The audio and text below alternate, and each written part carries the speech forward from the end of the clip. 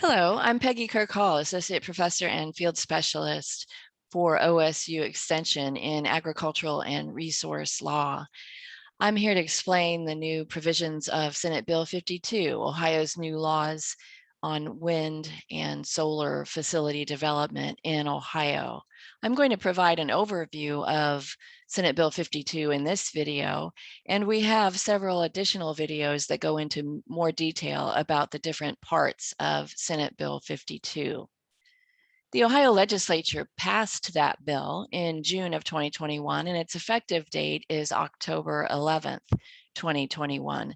Came about as a result of many concerns over the pace and extent of wind and solar energy development that we've been seeing in Ohio in recent years. For example, there are currently 44 applications for large solar facilities before the Ohio Power Siting Board that total over 75,000 acres of land. And so many, in regards to that type of development, that extent of development, have raised questions about whether the existing law adequately addressed how local communities are involved in siting those facilities and the engagement at that local level.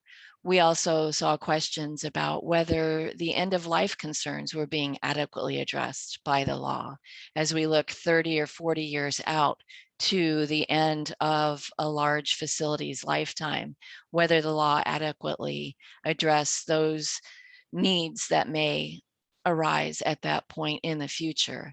And so that led to Senate Bill 52. So there are certain facilities that are going to be subject to these new provisions. And we're looking for those large utility scale facilities that have a single interconnection point to the electrical grid and that surpass a certain size as far as megawatt capacity.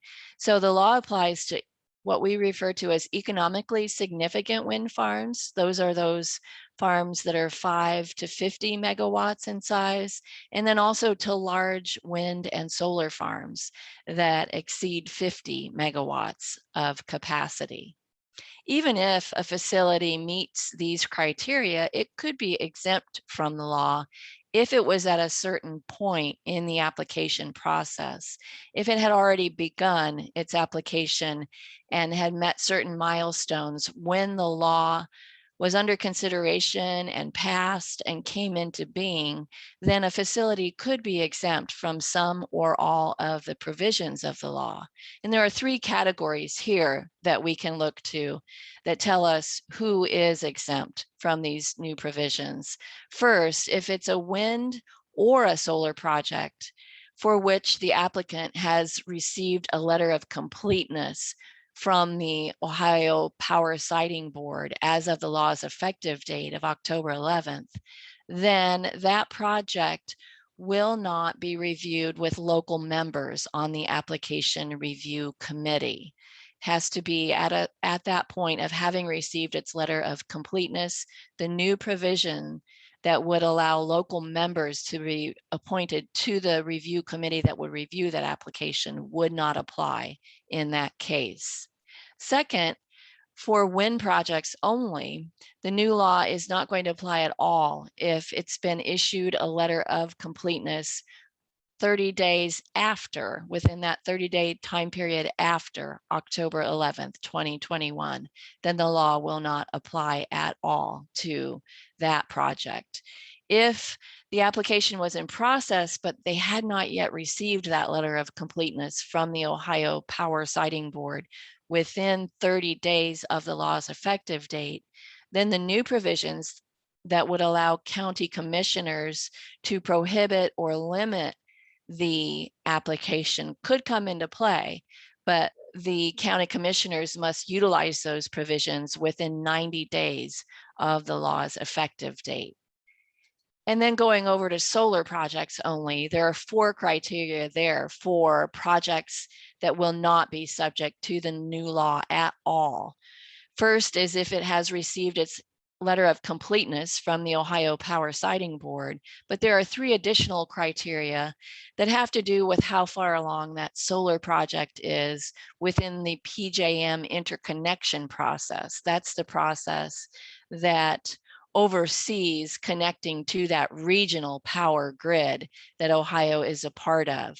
So if the project has gone to the point where it has submitted its proposal and received a new services queue name and number from the PJM, has received its system impact study from the PJM, and has paid its facility study fee to the PJM, and again, has its OPSB letter of completeness, then the new law will not apply to that project. So for those that are subject to Senate Bill 52 and the new provisions within that bill, there are 3 primary areas or parts of Senate Bill 52. There's the restricted area designation process that you see in the green. That process allows commissioners to identify areas in the county where this type of development may not occur, and it establishes a referendum process for citizens to force that designation of a restricted area to be put to a public vote. The second part that you see in orange is the set of provisions that allows for enhanced county review of a proposed project, requires local public meetings, gives county commissioners the ability to prohibit or limit a facility within the county, and also puts those local members on the Power Siting Board Review Committee and requires the Power Siting Board to notify the county as the application proceeds through different stages. The third part of Senate Bill 52 are those provisions that address decommissioning of a facility. And those provisions require a decommissioning plan for a proposed facility, require performance bonds to be posted and updated regularly, and also have some standards for how those decommissioning costs are to be determined and how much that performance bond should be. So those are the 3 primary parts of Senate Bill 52. We explain each of those parts in our video series that you see here, and that's available on farmoffice.osu.edu or go.osu.edu/farmenergy. Additional videos there, as well as these 2 law bulletins that we've written that go into more detail about each of the parts of Senate Bill 52. If you need to contact us, here's our contact information. I'm Peggy Hall, available at farmoffice.osu.edu, and there's my email and phone. And Eric Romick has a website, go.osu.edu/farmenergy. Eric is our Extension Energy Field Specialist for OSU Extension, and you have his contact information as well.